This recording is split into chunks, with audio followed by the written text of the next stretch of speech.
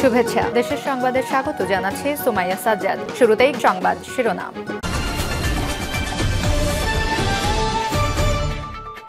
সবাইকে ঐক্যবদ্ধ হয়ে দেশকে রক্ষা করতে হবে বলছেন আব্দুস সালাম।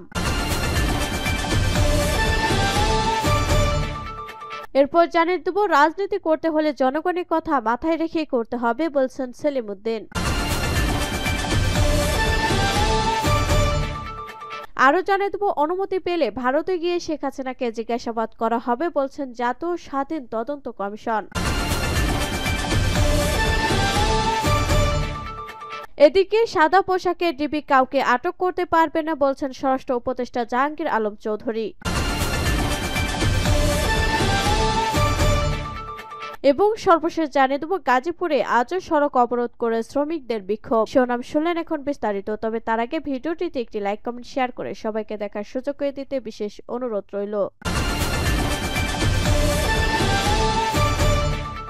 সবাইকে ঐক্যবদ্ধ হয়ে দেশকে রক্ষা করতে হবে বলছেন আব্দুস সালাম। বিএনপির চেয়ারপারসনের উপদেষ্টা বীর মুক্তিযোদ্ধা মোহাম্মদ আব্দুস সালাম বলেছেন, দেশকে রক্ষা করতে হলে গণতন্ত্র ফিরিয়ে আনতে হবে। সবাইকে ঐক্যবদ্ধ হয়ে দেশকে রক্ষা করতে হবে। এখনো গণতন্ত্র ফিরে আসেনি, তাই সবাইকে ভোটের অধিকার বাস্তবায়নে কাজ করতে হবে। আজ সোমবার বেলা 11টার দিকে টিএমএসএস মহিলা মার্কেটে হল রুমে বগুড়া জেলা বিএনপির উদ্যোগে কর্মী সভায় প্রধান অতিথি বক্তব্যে তিনি এসব কথা বলেন। আব্দুস সালাম বলেন, দেশের মানুষকে বাঁচাতে হলে বিএনপির বিকল্প নেই। খালেদা জিয়া ও তারেক রহমান ঐক্য বিশ্বাস করেন, তারা সবাইকে নিয়ে কাজ করতে চান। আসুন ঐক্যবদ্ধ হয়ে আমরা ষড়যন্ত্র মোকাবেলার মধ্য দিয়ে মানুষের হারিয়ে যাওয়া অধিকার ফিরিয়ে দেই। রাজনীতি করতে হলে জনগণের কথা মাথায় রেখেই করতে হবে বলছেন সেলিম উদ্দিন। রাজনীতি করতে হলে জনগণের কথা মাথায় রেখেই করতে হবে বলে মন্তব্য করেছেন বাংলাদেশ জামায়াত ইসলামী কেন্দ্রীয় নির্বাহী পরিষদ সদস্য, ঢাকা মহানগর উত্তরে আমির মোহাম্মদ সেলিম উদ্দিন। তিনি বলেন, জামায়াত ইসলামী এমন একটি সমাজ প্রতিষ্ঠা প্রত্যয়ে কাজ করে যাচ্ছে, যেখানে রাষ্ট্রের প্রত্যেক নাগরিকের আয় রোজগারের প্রয়োজনীয় ব্যবস্থা গ্রহণ এবং নিরাপদ আশ্রয়স্থল হবে এবং রাষ্ট্রের অন্ন, বস্ত্র, বাসস্থান, শিক্ষা ও চিকিৎসা সহ সকল মানুষের মৌলিক অধিকারের নিশ্চয়তা প্রদান করবে। তিনি আরো বলেন, আমাদের দেশের এক শ্রেণীর রাজনৈতিক জনগণের ভোট নিয়ে নিজেরাই দেশের মালিক মুক্তার ভবনে বাঁচান। তারা নিজেদের রাজনৈতিক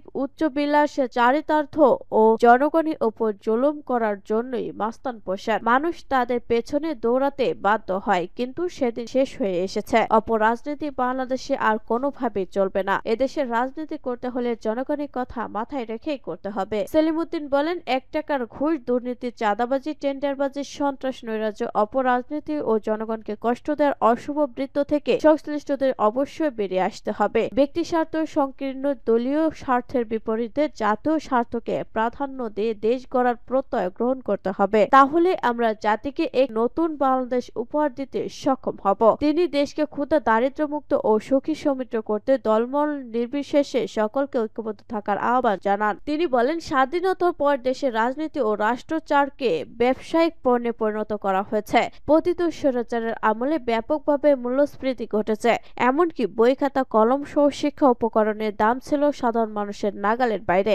রাজনীতিকে পরিণত করা হয়েছিল জুলুম শোষণের হাতিয়ার হিসেবে। তাই সেই অশুভ রাজনীতি কালো থাবা থেকে বেরিয়ে এসে আমাদেরকে জনকল্যাণের রাজনীতি শুরু করতে হবে। সেলিম উদ্দিন বলেন, কিভাবে দেশের সকল নাগরিক সুখে শান্তিতে থাকতে পারে, সকলে মিলে সে পরিকল্পনা গ্রহণ সময়ের সবচেয়ে বড় দাবি। 21 শতাধিক বৈশ্বিক চ্যালেঞ্জ মোকাবেলায় আমাদেরকে সার্বিক প্রস্তুতি গ্রহণ করতে হবে। দারিদ্র্য বিমোচন ও বেকার সমস্যার সমাধানে এবং কর্মসংস্থান সৃষ্টির জন্য দেশে ব্যাপক ভিত্তিক শিল্পায়ন হওয়া দরকার। তাহলে দেশ আত্মনির্ভরশীল হয়ে উঠবে। তিনি দেশকে সুদী, সমৃদ্ধ ও আত্মনির্ভরশীল করতে যার যার অবস্থান থেকে সকলকে দায়িত্বশীল ভূমিকা পালনের আহ্বান জানান।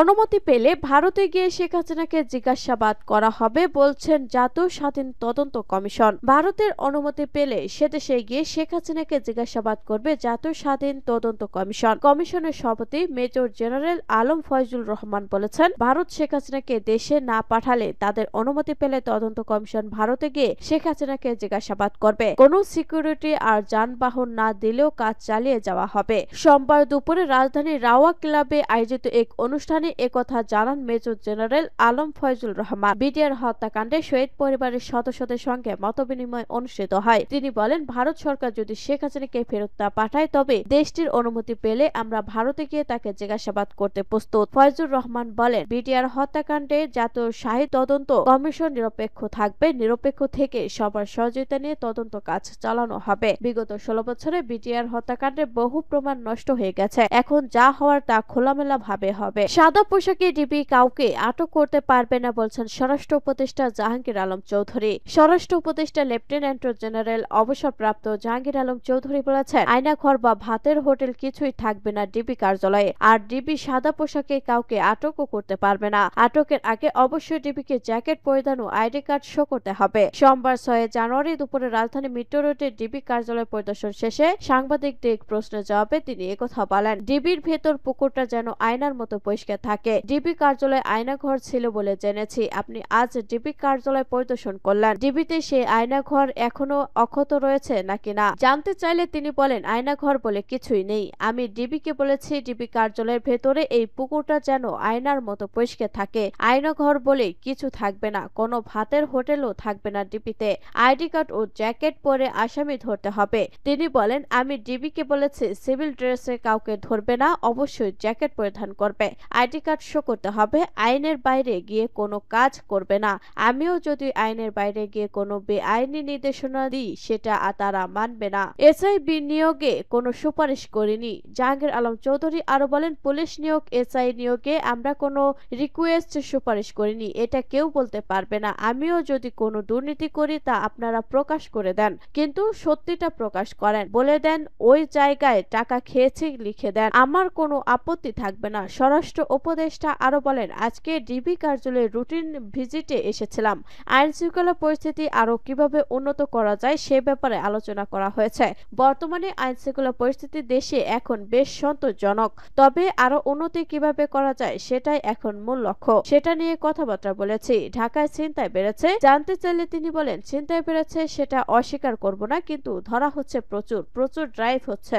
লিবিয়াতে আটকা পড়াদের ফিরিয়ে আনা হবে। লিবিয়াতে প্রায় 1000-এর বেশি মানুষ বন্দী, সেখানে তাদের নির্যাতন করা হচ্ছে। বাংলাদেশ বিভিন্নভাবে টাকা নিচ্ছে, লেনদেন হচ্ছে। পরিবার থানায় গেলেও মামলা নিচ্ছে না। লিবিয়াতে যারা বন্দী তাদের ফিরিয়ে আনতে কি উদ্যোগ নেওয়া হচ্ছে জানতে চাইলে স্বরাষ্ট্র উপদেষ্টা বলেন, ভুক্তভোগীরা যদি আমাদের কাছে আসে তাহলে অবশ্যই আমরা অ্যাকশন নেব। যারা এসব করছে তাদের বিরুদ্ধে আইনানুগ পদক্ষেপ নেওয়া হবে। কোনো ভুক্তভোগী যদি থাকে তাহলে তাদের আমাদের কাছে পাঠান। লিবিয়ায় যারা আটকা তারাই আমাদের রত্ন, বড় সম্পদ উল্লেখ করে স্বরাষ্ট্র উপদেষ্টা জাহাঙ্গীর আলম চৌধুরী বলেন, যারা লিবিয়াতে গিয়ে আটকা আছে তাদের ফিরিয়ে আনতে আমাদের পক্ষ থেকে যতটা করা সম্ভব তাই করব। এজন্য আমাদের সুনির্দিষ্ট তথ্য দরকার। লিবিয়ায় যারা আটকা তারা আমাদের সম্পদ, অনেক কষ্ট করে তারা দেশে অর্থ পাঠাচ্ছে। গাজীপুরে আজও সড়ক অবরোধ করে শ্রমিকদের বিক্ষোভ। বেতন বৃদ্ধির দাবিতে সড়ক অবরোধ করে বিক্ষোভ করেছেন পোশাক শ্রমিকরা। সোমবার 6 জানুয়ারি সকাল 8:30 থেকে গাজীপুর মহানগরের জিরানী